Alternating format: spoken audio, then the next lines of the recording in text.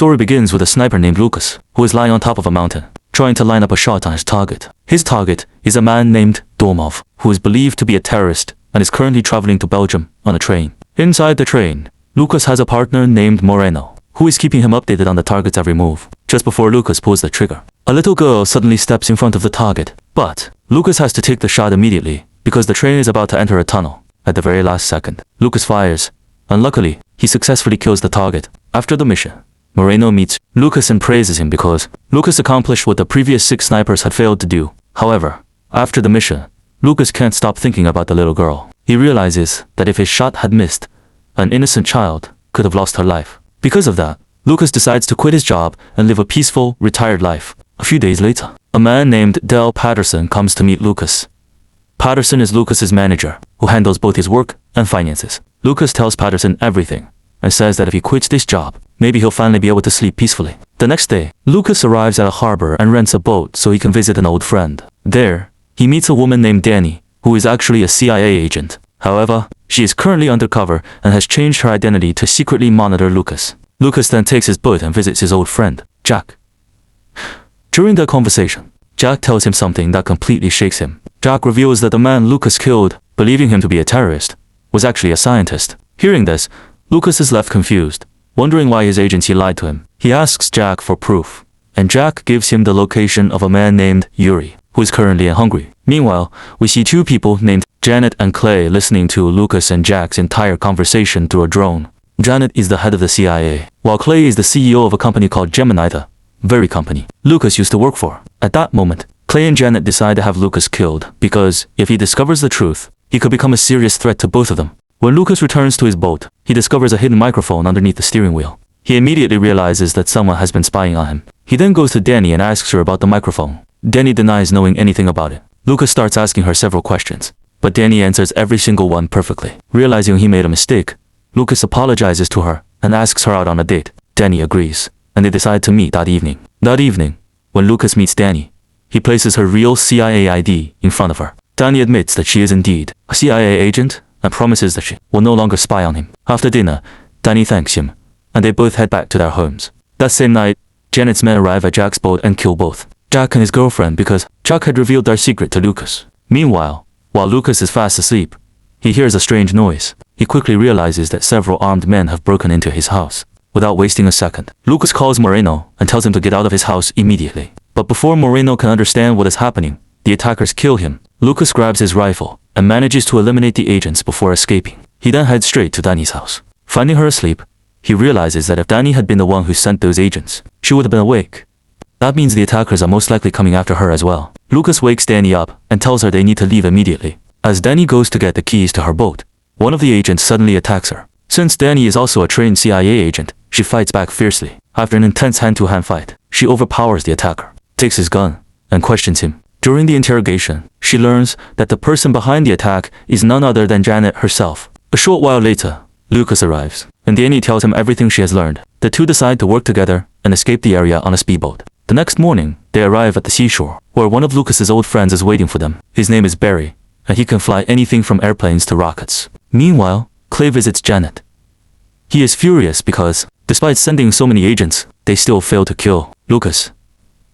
Clay decides to handle the situation personally and assigns his best sniper to eliminate Lucas. On the other hand, Lucas calls Patterson and tells him everything that has happened. Patterson explains that both Gemini and the CIA are extremely powerful organizations, and even if he wanted to help, there is nothing he could do. He also reveals that Dormov was never a terrorist. He was actually a well-known scientist. But after refusing to work for Gemini, Clay ordered his assassination. After that, Lucas, Danny, and Barry travel to Colombia and check into a hotel.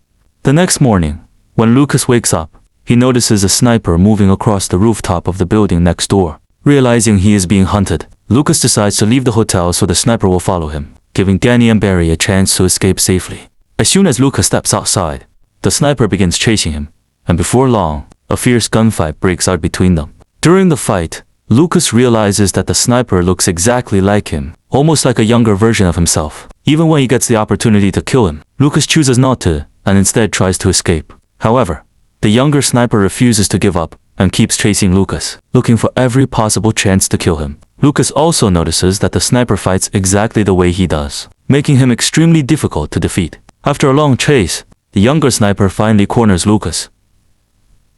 But just before he can kill him, the Colombian police arrive and arrest Lucas. A short time later, Danny arrives at the police station, shows her CIA badge, and takes Lucas out of custody. After that, the two of them leave for Hungary with Barry so they can meet. Yuri uncovered the complete truth about Gemini. During the trip, Danny asks Lucas if the younger sniper is his son. Lucas immediately denies it and says he has no idea who the young man really is. Meanwhile, the younger sniper returns to Clay's house, where Clay is treating his injuries. The young sniper asks Clay why his skills are almost identical to Lucas's. Clay tells him not to think too much about it because his only mission is to kill Lucas, who is currently in Hungary. After arriving in Hungary, Danny visits a doctor and gives him a sample taken from the younger sniper for a DNA test. The test results reveal something shocking. The younger sniper is actually Lucas's clone, and their DNA is a perfect match. Hearing this leaves Lucas completely stunned because he had never known anything about it. Later, Lucas meets Yuri and asks him about Dormov and Gemini. Yuri explains that Dormov was one of the scientists working on Gemini's cloning project. The purpose of the project was to create clones of Lucas so they could be used on dangerous missions.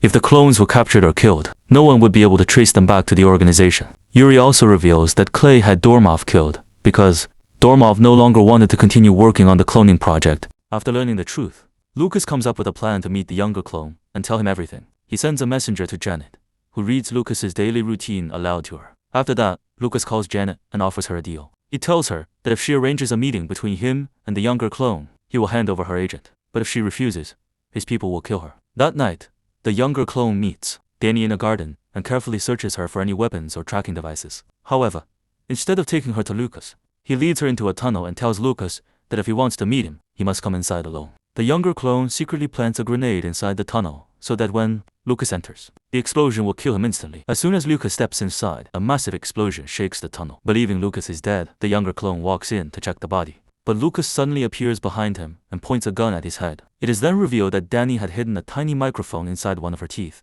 allowing Lucas to hear their entire conversation. Lucas tells the younger clone that he has no intention of killing him because he is his own clone. He also explains that Clay is not his father but a selfish man who has only been using him for his own benefit. Lucas reveals that 25 years ago, Clay collected his blood samples so that when Lucas grew old, he could replace him with a younger clone. He also tells the younger clone that, just like him, he is allergic to bee venom and never enjoys killing innocent people. However, the younger clone refuses to believe any of it and attacks Lucas once again. During the fight, both of them fall into the water. Just before the younger clone can kill Lucas, Danny jumps in and saves his life. The younger clone escapes and heads straight to Gemini headquarters to confront Clay. Clay finally admits the truth. He tells him that he really is a clone. That he lied only because he wanted him to become strong enough that no one could ever defeat him. Using sweet words, Clay convinces him that even though he is a clone, he has always considered him his own son. Later, the younger clone tracks Lucas down again. This time, he infects Lucas with bee venom.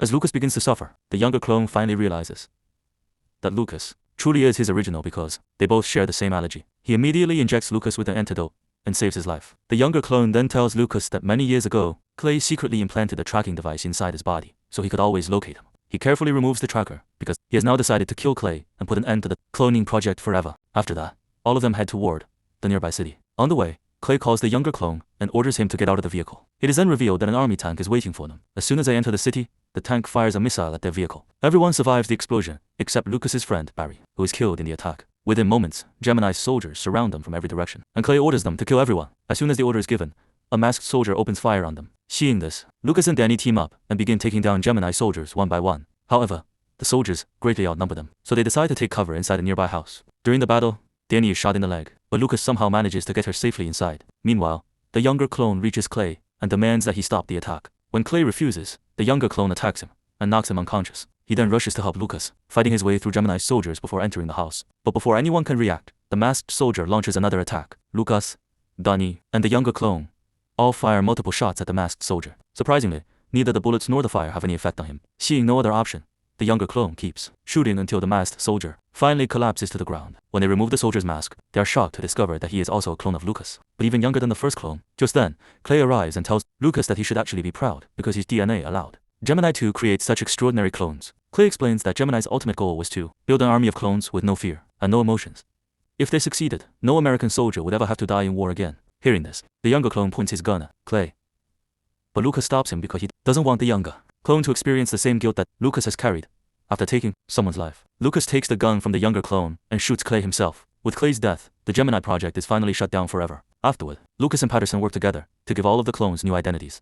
At the end of the movie, Lucas and Danny meet at a college, where Lucas has enrolled the younger clone as a student. His new name is Jackson Brogan. And with that, this amazing movie comes to an end. I hope you enjoyed today's story. If you liked this video, don't forget to hit the like button, subscribe to the channel, and leave a nice comment below. I'll see you in the next video. Until then, be safe and keep chilling.